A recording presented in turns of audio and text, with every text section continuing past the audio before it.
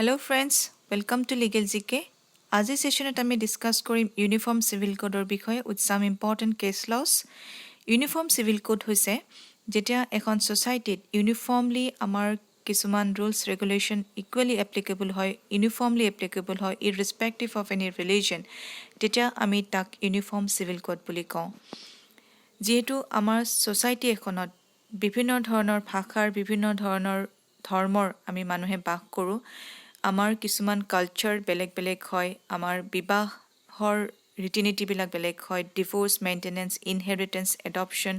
সাকচেছন of প্ৰপাৰ্টিৰ ক্ষেত্ৰতো আমি যিখিনি নীতি নিয়ম ফ'ল' কৰোঁ সেইখিনি বেলেগ বেলেগ হয়, বিভিন্ন ধৰণৰ হয়। কিন্তু আমি এট প্ৰেজেণ্ট ক'ব পাৰোঁ যে আমি মডাৰ্ণ চিভিলাইজেশ্যনৰ নাগৰিক হয়। গতিকে আমি ৰিলিজন আৰু ল'ৰ মাজত যিহেতু কোনো ধৰণৰ কানেকশ্যন নাই, যি ধৰণে আমাৰ আন লছবিলাক আমি ইউনিফৰ্মলি আমি ফ'ল' কৰোঁ প্ৰত্যেকজন নাগৰিকে, গতিকে কিছুমান এৰিয়া যেনে ধৰক মেৰেজ, ডিভোৰ্স, মেইনটেনেন্স, এনেকুৱা ধৰণৰ এৰিয়াছবিলাক আমি ইউনিফৰ্মলি কিছুমান ৰুলছ বনাই পেলাই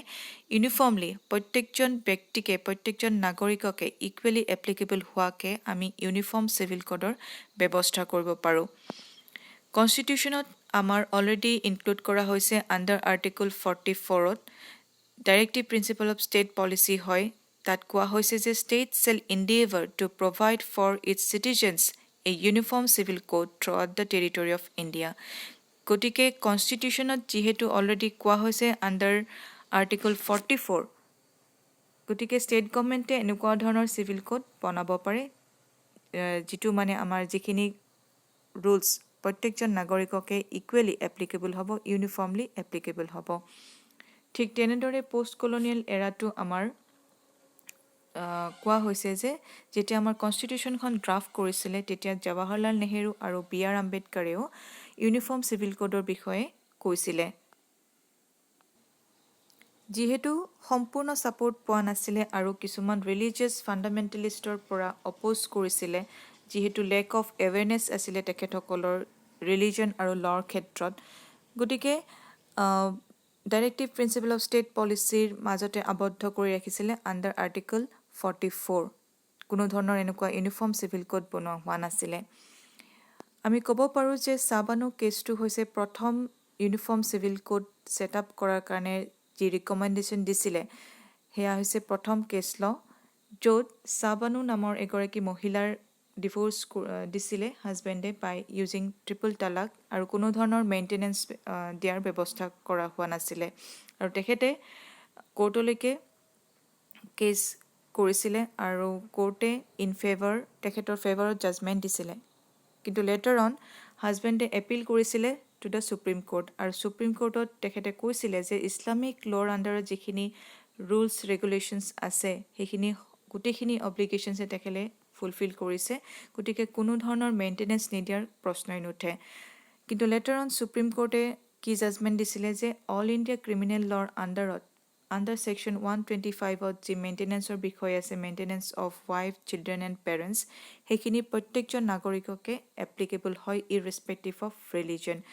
আৰু তেখেতে যিহেতু মেইনটেনেন্স পাব আণ্ডাৰ ক্ৰিমিনেল কোড, তেখেতক ডিনাই কৰিব নোৱাৰে সেই মেইনটেনেন্সৰ পৰা, যিহেতু এইটো ইৰৰেস্পেক্টিভ অফ ৰিলিজন প্ৰত্যেকজন নাগৰিককে এপ্লিকেবল হয়। Further the court recommended date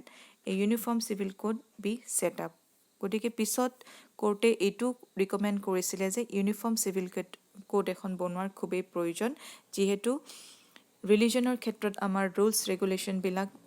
marriage, adoption বা মেইনটেনেন্সৰ ক্ষেত্ৰত বেলেগ বেলেগ হয়, গতিকে এখন ইউনিফৰ্ম চিভিল কোড বনোৱাৰ খুবেই প্ৰয়োজন। নেক্সট, এই কেছটোৰ মেইন ফেক্ট বুলি আমি ক'ব লাগিব যে মুছলিম পাৰ্চনেল ল'ৰ আণ্ডাৰত মেইনটেনেন্স কেতিয়ালৈকে দিয়ে টিল দ্য পিৰিয়ড অফ ইদ্দত, কিন্তু ছেকশ্যন 125 অফ CRPCত কি আছে যে মেইনটেনেন্স দিব লাগে ৱাইফক থ্ৰু আউট হাৰ লাইফ, বা তেখেতে যেতিয়ালৈকে ৰিমেৰিড নহয় তেতিয়ালৈকে মেইনটেনেন্সৰ ব্যৱস্থা হ'ব লাগে আণ্ডাৰ ছেকশ্যন 125। ইয়াৰ ইম্পেক্ট হিচাপে আমি ক'ব লাগিব যে ইন 1986ত Muslim women's right to protection on divorce act এখন পাছ হৈছিলে আৰু যাৰ আণ্ডাৰত কোৱা হৈছিলে section 125 of CRPC inapplicable to Muslim women. গতিকে এই এক্টখনৰ আণ্ডাৰত কোৱা হৈছিলে ছেকশ্যন 125 মুছলিম ৱমেন্সক প্ৰযোজ্য নহয়। নেক্সট কেছটো চাওঁ ডেনিয়েল লেটিফি কেছ, যিখন এক্ট 1986ত পাছ কৰিছিলে সেই এক্টখন চেলেঞ্জ কৰি পেলাই এই কেছটো কৰা হৈছিলে। কিহৰ বেচিছত কোনটো গ্ৰাউণ্ডৰ ওপৰত বেছ কৰি পেলাই এই এক্টখন চেলেঞ্জ কৰা হৈছিলে? It is violative of right to equality under article 14 and 15 and right to life under article 21। Supreme কোৰ্টে জাজমেণ্ট হিচাপে কৈছিলে যে এই লখন কনষ্টিটিউচনেলে হয়, কিন্তু হাৰমনাইজ ইট উইথ ছেকশ্যন 125। 125ৰ যিখিনি প্ৰভিজনছ আছে তাৰ লগত এই এক্টখনৰ প্ৰভিজনছখিনি হাৰমনাইজ কৰা হৈছিলে আৰু কৈছিলে যিখিনি এমাউণ্ট এজ এ মেইনটেনেঞ্চৰ কাৰণে দিয়া হয় সেইটো লাৰ্জ এনাফ হ'ব লাগিব যাতে সেই মহিলাগৰাকীয়ে ইদ্যত পিৰিয়ডৰ বাহিৰেও ইদ্যত পিৰিয়ডৰ পিছতো ইন ফিউচাৰো তেখেতৰ সেই এমাউণ্টখিনিৰে মেইনটেনেঞ্চ হ'ব পাৰে,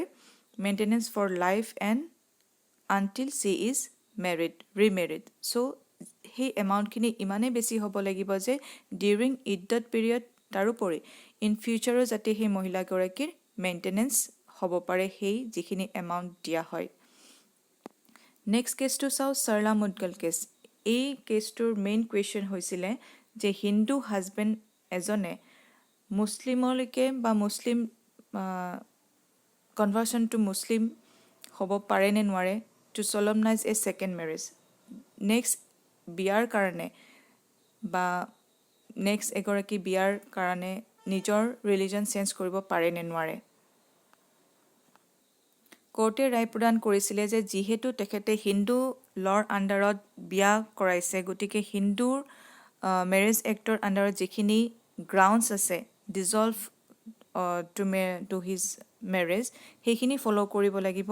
আৰু সেইখিনি ফ'ল' নকৰাকৈ যদি তেখেতে কনভাৰ্চন টু ইছলাম হয় to remarry again, then it will B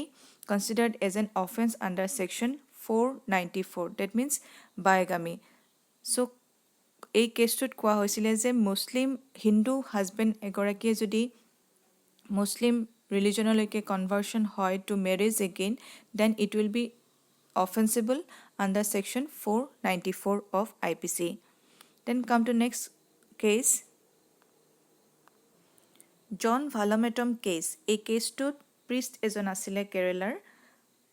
আৰু তেখেতে চেলেঞ্জ কৰিছিলে যে constitutional validity of section 118 of Indian succession act, যিহেতু এই ছেকশ্যনটো applicable for non Hindu in India. যিহেতু এই ছেকশ্যনত কোৱা হৈছিলে under section 118 of this particular act যে যদি কিবা উইল কৰা হয় to donate any property for religious or charitable purpose, then it will be there is an unreasonable restriction on that particular issue. So যেহেতু এইটো discriminatory against Christian law, so under section 118 it is there is no constitutional validity of that section. আৰু কোৰ্টে জাজমেণ্টত কৈছিলে যে the bench struck down the section as unconstitutional, যিহেতু এই ছেকশ্যনত যিখিনি unreasonable restriction আছে on their donation of property for religious and charitable purposes by will, so it is struck down as unconstitutional. So come to next provision that we have already seen that in Goa there is a civil code. Goa civil code হৈছে ইণ্ডিয়াৰ অকল মানে common family ল থকা এখন state, আৰু ইয়াৰ features হিচাপে আমি ক'ব পাৰোঁ যে it is a progressive law that allows equal division of income and property between husband and wife and between childrens. আৰু গোৱাত কি হয় compulsory registration of birth, marriage and death, আৰু বিয়াৰ পিছত যিখিনি প্ৰপাৰ্টি একুৱাৰ কৰে বা যিখিনি প্ৰপাৰ্টি থাকে সেইখিনি ইকুৱেলি ডিভাইড কৰা হয় বা ইকুৱেল কমন প্ৰপাৰ্টি বুলি ধৰা হয় ইটছ স্পাউছ আৰু যেতিয়া ডিভোৰ্চ হয় তেতিয়াহ'লে কি হয় যিখিনি প্ৰপাৰ্টি আছে সেইখিনি ইকুৱেলি হাফ হয় বিটুইন দ্য টু স্পাউছ আৰু the ownership of the property is half for the surviving member আৰু যদি মৃত্যু হয় কোনোবা এজনৰ তেতিয়াহ'লে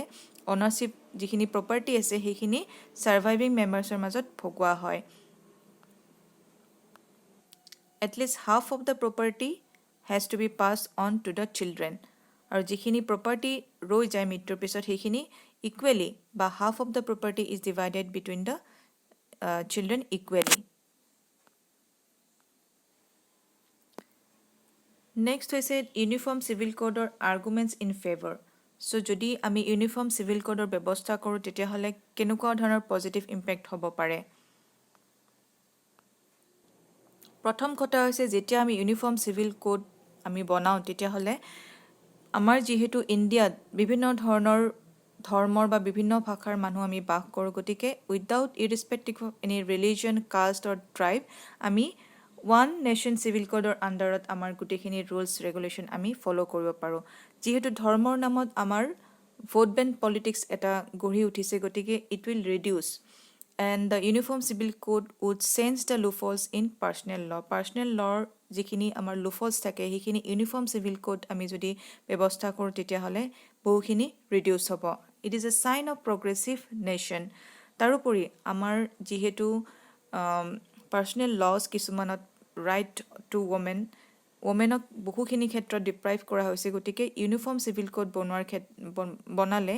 আমাৰ মহিলাখিনি সেইখিনি গ্ৰহণ কৰিব পাৰিব যিখিনি ডেভেলপমেন্টৰ ক্ষেত্ৰত বহুখিনি সহায় হ'ব বুলি ভাবো তাৰোপৰি all Indians should be treated the same so প্ৰত্যেকজন ভাৰতীয় নাগৰিককে ইকুৱেলি ট্ৰিট কৰিব পাৰিব যদিহে আমি ইউনিফৰ্ম সিভিল কোডৰ ব্যৱস্থা কৰোঁ ইট প্ৰমোটছ ৰিয়েল সেকুলাৰিজম যিহেতু আমাৰ আৰ্টিকল 25 আৰু 26ত আমাৰ ৰাইট টু ৰিলিজন বা ফ্ৰীডম অফ ৰিলিজনৰ বিষয়ে আছে কিন্তু ইউনিফৰ্ম সিভিল কোডে এনেকুৱা ধৰণৰ আমাৰ ফ্ৰীডম কেতিয়াও ভায়োলেট নকৰে it is not oppose to secularism তাৰোপৰি যেহেতু sense has been the nature of law of nature many provisions of specific personal laws are in violation of human rights so human rights violation হোৱাৰ ক্ষেত্ৰত বহুখিনি reduce হ'ব বুলি ভাবো next come to challenges in its implementation যদিও বহুখিনি positive points আছে uniform civil code বনোৱাৰ ক্ষেত্ৰত কিন্তু আমাৰ কি হয় miss information about uniform civil code যেহেতু মিছ ইনফৰমেশ্যন হয় মাইনৰিটিৰ যিখিনি ৰাইটছ আছে সেইখিনি ভায়োলেটিভ হ'ব পাৰে বুলি ভাবি আমাৰ ইউনিফৰ্ম সিভিল কোডখন এতিয়ালৈকে গঢ়ি উঠা নাই তাৰোপৰি লেক অফ পলিটিকেল উইল যিহেতু আমাৰ ভোট বেংক পলিটিক্সৰ কথা আমি অলৰেডি কৈছোঁ having complexity and sensitivity in this issue so' যেহেতু পলিটিকেল উইল নাই গতিকে এতিয়ালৈকে আমাৰ ইউনিফৰ্ম সিভিল কোড এখন হোৱাৰ ব্যৱস্থা কৰা হোৱা নাই তাৰোপৰি আমাৰ যেহেতু ইণ্ডিয়াত ৰিলিজিয়াছ কমিউনিটি বিভিন্ন ধৰণৰ আমাৰ ধৰ্মৰ আমি বা ভাষাৰ আমি মানুহ একেলগে থাকোঁ গতিকে এয়া এতিয়ালৈকে আমাৰ পাৰ্চনেল লৰ ভায়োলেটিভ হ'ব পাৰে বুলি ভাবি এতিয়ালৈকে আমাৰ এতিয়া ইউনিফৰ্ম সিভিল কোডৰ ব্যৱস্থা হোৱা নাই সো সাজেশ্যন হিচাপে মই ক'ব পাৰোঁ যে মানুহৰ এডুকেশ্যন এৱাৰনেছ আৰু sensitization programmes must be taken so' that people will get more awareness regarding uniform civil code তাৰোপৰি যেতিয়া আমাৰ ইউনিফৰ্ম সিভিল কোড এখন ড্ৰাফ্ট কৰা হয় তেতিয়াহ'লে মাইণ্ডত ৰাখিব লাগিব যে যাতে কোনো ধৰণৰ ৰিলিজিয়াছ কমিউনিটিক যাতে হাৰ্ম কৰা নহয় তাৰোপৰি maintain uniformity and care while drafting uniform civil code গতিকে এটা ইউনিফৰ্মিটি আৰু কেয়াৰ যাতে কোনো ৰিলিজনৰ যিখিনি ধাৰ্মিক নীতি নিয়ম থাকে সেইখিনিক যাতে হেম্পাৰ নকৰে তাৰ প্ৰতি লক্ষ্য ৰাখিব লাগিব যেহেতু আমি ইণ্ডিয়াত সেকুলাৰিজম ফ'ল' কৰোঁ গতিকে এখন ইউনিফৰ্ম সিভিল কোড হোৱাৰ খুবেই প্ৰয়োজন যাতে আমাৰ মাজত থকা বিভাজনখিনি নহয়